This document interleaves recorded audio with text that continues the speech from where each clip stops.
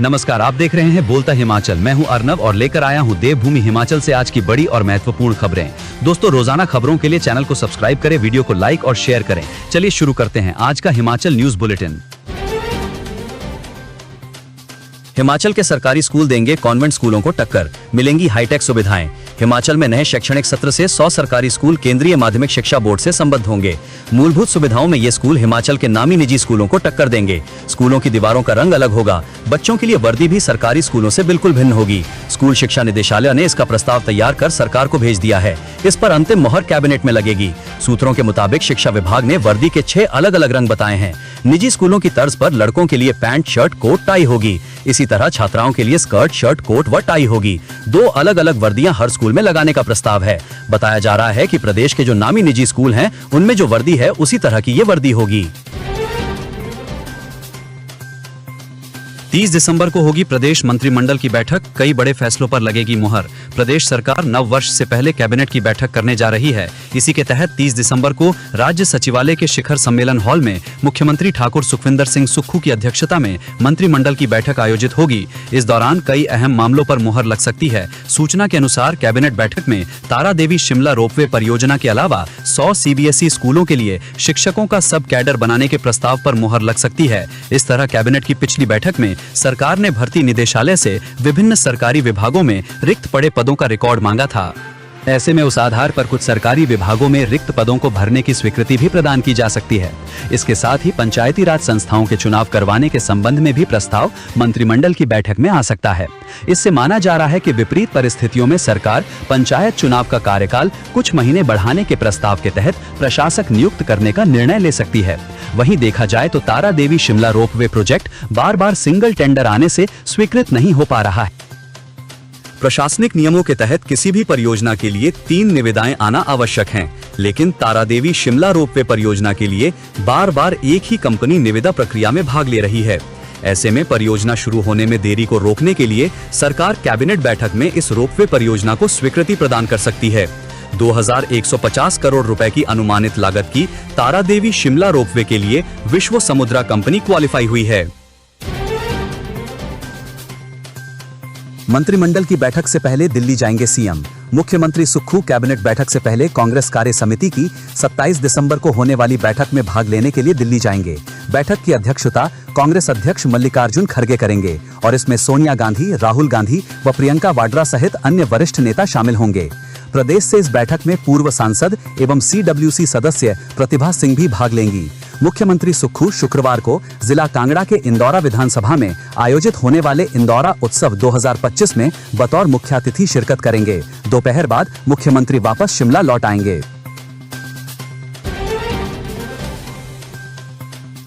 Budget तैयारियों को लेकर जल्द शुरू होगा विभागीय बैठकों का दौर। मुख्यमंत्री सुखविंदर सिंह सुक्खू की तरफ से वित्तीय वर्ष 2026-27 के बजट की तैयारियां शुरू हो गई हैं। इसके तहत योजना विभाग की तरफ से शीघ्र विभागीय स्तर पर बैठकों का दौर शुरू होगा। इसमें मुख्य रूप से 63 में से 35 सरकारी विभागों को प्राथमिकताएं और अपेक्षाएं रखने के लिए आमंत्रित किया जाएगा। इस दौरान राज्य सरकार के 9 बिंदुओं पर प्रमुखता से फोकस रहेगा, जिसमें शिक्षा, स्वास्थ्य, ग्रामीण अर्थव्यवस्था, सामाजिक सुरक्षा, हरित ऊर्जा, पर्यटन, डिजिटाइजेशन, हाइड्रो एनर्जी और फूड प्रोसेसिंग शामिल है। इन्हीं बिंदुओं को आधार बनाकर राज्य सरकार हिमाचल प्रदेश को आत्मनिर्भर बनाने के संकल्प के साथ आगे बढ़ रही है। बैठक के दौरान विभागों से आरंभिक बजट प्रस्ताव भी दिए जाएंगे। 500 करोड़ रुपए से लेकर 1000 करोड़ रुपए तक हो सकते हैं। विभागीय स्तर पर बैठकों का दौर पूरा होने के बाद विधायक प्राथमिकताओं की बैठक भी होगी। इसमें विधायक अपनी प्राथमिकताओं को देने के साथ वित्त व्ययिता उपायों, वित्तीय संसाधन जुटाने एवं बेहतर प्रशासन के संदर्भ में सुझाव दे सकेंगे। विधायक प्राथमिकता के अलावा वित्त विभाग की तरफ से आम जनता व हितधारकों से सुझाव मांगे जाएंगे, जिसमें से अच्छे सुझावों का समावेश आगामी बजट में करने का प्रयास किया जाएगा। विभागीय स्तर पर आयोजित होने वाली बैठक में अधिकारियों की गंभीरता पर भी सरकार नजर रखेगी। कई बार ये देखने को मिला है कि योजना विभाग की बैठक से अधिकारी नदारद रहते हैं, यानी जिस बैठक में अधिकारियों को आना चाहिए वहां कई बार बाबुओं को भेज दिया जाता है। बावजूद इसके लिए सचिवालय में सेवाएं देने वाले अधिकारी परिसर में होने वाली बैठक के लिए चंद कदम की दूरी पैदल तय करने में गुरेज करते हैं। इसके अलावा कई विभागीय प्रमुख भी बैठकों में आना उचित नहीं समझते। ऐसे में विभागीय बैठकें तभी फलदायी साबित हो सकती हैं जब अफसरशाही अनुशासित रहेगी। डिप्टी सीएम मुकेश अग्निहोत्री की घोषणा, एचआरटीसी कर्मियों को 31 मार्च तक मिलेगा 3% डीए। हिमाचल पथ परिवहन निगम के हजारों कर्मचारियों के लिए प्रदेश सरकार और निगम प्रबंधन की बीओडी की बैठक में वीरवार को बड़ी राहत मिली है।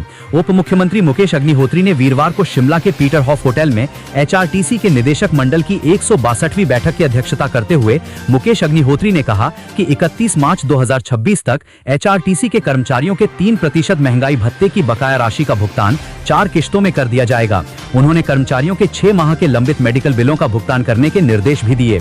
उन्होंने इस अवसर पर हिम बस पोर्टल का शुभारंभ किया, जिसके माध्यम से लोग अब हिम कार्ड ऑनलाइन बनवा सकेंगे, जिन्हें डाक द्वारा उनके गंतव्य तक पहुंचाया जाएगा। एचआरटीसी ने वेतन खातों के साथ क्रेडिट स्कोर की सुविधा के लिए एक्सिस बैंक, यूको बैंक और पंजाब नेशनल बैंक के साथ समझौता ज्ञापन MOU पर हस्ताक्षर किए। टिकट बुकिंग के लिए एक कॉमन सर्विस सेंटर CSC भी स्थापित किया जाएगा। वर्तमान में राज्य में लगभग 6000 CSC कार्यरत हैं। टीजीटी आर्ट्स की भर्ती परीक्षा की तिथियां घोषित, 17,000 से ज्यादा ने किया है आवेदन। राज्य चयन आयोग ने टीजीटी आर्ट्स पोस्ट कोड 25,001 के पदों को भरने के लिए कंप्यूटर आधारित परीक्षा CBT की तिथियां घोषित कर दी हैं। परीक्षा 12 से 16 जनवरी तक होगी। इसके लिए 17,000 से ज्यादा ने आवेदन किया है। परीक्षा से एक सप्ताह पूर्व रोल नंबर और एडमिट कार्ड जारी होंगे। हर दिन 3 शिफ्टों में परीक्षा होगी। टीजीटी नॉन मेडिकल की परीक्षा 25, 26 और 27 दिसंबर को होगी। अभ्यर्थियों को 18 दिसंबर शाम 5 बजे के बाद रोल नंबर और एडमिट कार्ड के लिए आयोग की वेबसाइट पर लिंक दिया जाएगा। नेता विपक्ष जयराम ठाकुर बोले, बदले की भावना से काम कर रही सरकार, अफसर भी कर रहे राजनीति। पूर्व मुख्यमंत्री और नेता विपक्ष जयराम ठाकुर ने कहा कि प्रदेश सरकार बदले की भावना से काम कर रही है, अफसर भी राजनीति कर रहे हैं। मुख्यमंत्री सुक्खू जिस राह पर चल रहे हैं वो न काम अच्छा और न उसका अंजाम अच्छा होगा। उन्होंने भाजपा विधायकों को प्रताड़ित करने का आरोप लगाते हुए अफसरों को सीमाएं न लांघने की चेतावनी भी दी। कांगड़ा कार्निवल के लिए पैसा देने को लेकर वायरल पत्र पर भी जयराम ठाकुर ने सवाल उठाए। कहा कि मुख्यमंत्री उनका साथ छोड़ चुके कांग्रेस और निर्दलीय विधायकों को सत्ता के दम पर प्रताड़ित कर रहे हैं। एचआरटीसी कर्मियों के लिए उन्नत सैलरी स्कीम शुरू, मिलेंगे कई फायदे। पीएनबी और एचआरटीसी के बीच हुआ MOU। Punjab national bank, PNB और Himachal road transport corporation HRTC के बीच वीरवार को समझौता ज्ञापन पर हस्ताक्षर किए गए। ये MOU PNB की विशेष सैलरी अकाउंट स्कीम को एचआरटीसी के कर्मचारियों तक उपलब्ध कराने के उद्देश्य से किया गया है। इससे कर्मचारियों को कई फायदे मिलेंगे। ये समझौता उप मुख्यमंत्री मुकेश अग्निहोत्री, ACS परिवहन RD नजीम, PNB के जोनल मैनेजर राजेश कुमार और एचआरटीसी के प्रबंध निदेशक डॉक्टर निपुण जिंदल की उपस्थिति में हुआ है। ये सैलरी स्कीम एचआरटीसी के कर्मचारियों, नियमित एवं अनुबंध दोनों को व्यापक वित्तीय सुरक्षा, आधुनिक बैंकिंग सुविधाएं एवं जीवन शैली से जुड़े अनेक लाभ प्रदान करेगी, जिससे उनकी आर्थिक स्थिरता और सुविधा में उल्लेखनीय वृद्धि होगी। इस अवसर पर एचआरटीसी के अन्य बोर्ड सदस्य, वरिष्ठ अधिकारीगण एवं बैंक के अधिकारी भी उपस्थित रहे। एनजीटी ने सुन्नी डैम परियोजना की शिकायत का किया निपटारा, प्रदूषण नियंत्रण बोर्ड को दिए निर्देश। राष्ट्रीय हरित प्राधिकरण NGT की प्रधान पीठ नई दिल्ली ने शिमला जिला के तहसील सन्नी में सुन्नी डैम जल विद्युत परियोजना निर्माण को ब्लास्टिंग गतिविधियों के दौरान सतलुज नदी में मलबा फेंके जाने के कथित आरोपों से संबंधित शिकायत का निपटारा कर दिया है। 6 जून को इस संबंध में शिकायत की गई थी। NGT ने सुनवाई के दौरान पाया कि परियोजना से संबंधित शिकायतों का पहले ही मूल आवेदन संख्या 363/2023 में निराकरण किया जा चुका है, जिसे मीरा ठाकुर ने दायर किया था। हिमाचल प्रदेश प्रदूषण नियंत्रण बोर्ड और जिला वन अधिकारी शिमला की संयुक्त समिति ने पहले निरीक्षण कर अपनी रिपोर्ट प्रस्तुत कर दी है। हिमाचल को चंदा राज की ओर धकेल रही सुक्खू सरकार, विपिन परमार। हिमाचल प्रदेश भाजपा के पूर्व प्रदेश अध्यक्ष, पूर्व मंत्री व वर्तमान विधायक विपिन सिंह परमार ने कांगड़ा वैली कार्निवल के नाम पर व्यापारियों से आर्थिक सहयोग वसूलने के मामले को लेकर कांग्रेस सरकार पर तीखा हमला बोला है। उन्होंने कहा कि ये घटना साफ दर्शाती है कि कांग्रेस सरकार अब संस्कृति की आड़ में सरकारी उगाही को अपनी नीति बना चुकी है। उन्होंने कहा कि कार्निवल के आयोजन को लेकर उपायुक्त कार्यालय द्वारा खाद्य आपूर्ति विभाग को जारी एक पत्र इस बात का परिणाम भी है। विपिन परमार ने कहा कि सिविल सप्लाई विभाग के कांगड़ा जिला नियंत्रक का पत्र सोशल मीडिया में वायरल होना इस बात का पुख्ता सबूत है कि सरकारी कार्यक्रमों के लिए बजट बनाने के बजाय जनता और व्यापारियों की जेब पर डाका डाला जा रहा है। ये सहयोग नहीं बल्कि दबाव और भय के माहौल में की जा रही जबरन वसूली है। कार्निवल के नाम पर उगाही कर रही कांग्रेस सरकार, सुधीर शर्मा ने साधा निशाना। सरकारी तंत्र बना वसूली का हथियार। भाजपा के वरिष्ठ नेता एवं विधायक सुधीर शर्मा ने कांग्रेस सरकार पर तीखा हमला बोलते हुए कहा कि हिमाचल प्रदेश में आज कार्निवल जैसे सांस्कृतिक आयोजनों की आड़ में दबाव बनाकर पैसे मांगने की राजनीति चल रही है। उन्होंने कहा कि कांग्रेस सरकार ने प्रदेश का माहौल तनावपूर्ण बना दिया है और सरकारी विभागों का दुरुपयोग कर खुलेआम उगाही करवाई जा रही है। सुधीर शर्मा ने कहा कि कांगड़ा वैली कार्निवल के नाम पर पेट्रोल पंप, एलपीजी गैस एजेंसियों, राइस एवं फ्लोर मिलर्स, ईंट भट्ठा मालिकों और अन्य लाइसेंस धारकों से सरकारी पत्र जारी कर आर्थिक योगदान मांगा जाना बेहद शर्मनाक है। ये पत्र इस बात का जीवंत प्रमाण है कि कांग्रेस सरकार किस तरह से प्रशासनिक ताकत का गलत इस्तेमाल कर रही है। भूस्खलन का खतरा और सुरक्षा दीवारों की ऊंचाई कम, प्रियंका गांधी ने लोकसभा में उठाया चंडीगढ़ शिमला 4 लेन का मामला। चंडीगढ़ से शिमला को जोड़ने वाले 4 लेन का मामला वीरवार को लोकसभा में उठा। वायनाड से सांसद व अखिल भारतीय कांग्रेस कमेटी की महासचिव प्रियंका वाड्रा ने इस मामले को उठाया। प्रियंका वाड्रा ने कहा कि चंडीगढ़ से शिमला, चंडीगढ़ परवाणु शिमला की सुरक्षा दीवारों, रिटेनिंग वॉल की ऊंचाई बेहद कम है। इसके कारण ऐसे कई स्थान हैं जहां पर भूस्खलन के मामले लगातार सामने आते हैं। कई स्थानों पर भूस्खलन का खतरा बना रहता है। शीतकालीन अवकाश में खुले रहेंगे हिमाचल प्रदेश विश्वविद्यालय के हॉस्टल। हिमाचल प्रदेश विश्वविद्यालय HPU प्रशासन ने शीतकालीन अवकाश के दौरान भी कुछ हॉस्टल खुले रखने का निर्णय लिया है। ये सुविधा मुख्य रूप से PhD शोधार्थियों, जनजातीय क्षेत्रों के विद्यार्थियों और इंटर्नशिप कर रहे छात्रों को ध्यान में रखते हुए दी जा रही है। ये सुविधा मुख्य रूप से पढ़ाई और कार्य प्रभावित ना हो। इस सुविधा का लाभ उठाने के लिए विद्यार्थियों को अनिवार्य रूप से आवेदन करना होगा। छात्रों को अपने संबंधित विभाग के माध्यम से आवेदन विश्वविद्यालय प्रशासन को भेजना होगा। प्रशासन प्राप्त आवेदनों की जांच करेगा और विद्यार्थियों की संख्या के आधार पर यह तय करेगा कि कितने और कौन से हॉस्टल खुले रखे जाएंगे। विद्यार्थियों को समायोजित करने के बाद शेष बचे हुए हॉस्टलों को बंद कर दिया जाएगा और वहां रेनोवेशन, जीर्णोद्धार का कार्य शुरू किया जाएगा। हॉस्टलों में मरम्मत का काम जनवरी माह में शुरू होगा। गौरतलब है कि विश्वविद्यालय में शीतकालीन अवकाश 1 जनवरी से शुरू होकर फरवरी माह के मध्य तक चलेगा। अब चंद मिनटों में लक्कड़ बाजार से पहुंच सकेंगे रिज मैदान। पहली फ्यूनिकुलर ट्रॉली लगाने को सरकार की मंजूरी। हिमाचल प्रदेश की राजधानी शिमला के ऐतिहासिक रिज मैदान के लिए पहली फ्यूनिकुलर ट्रॉली बनाने की योजना को आखिरकार सरकार ने मंजूरी दे दी है।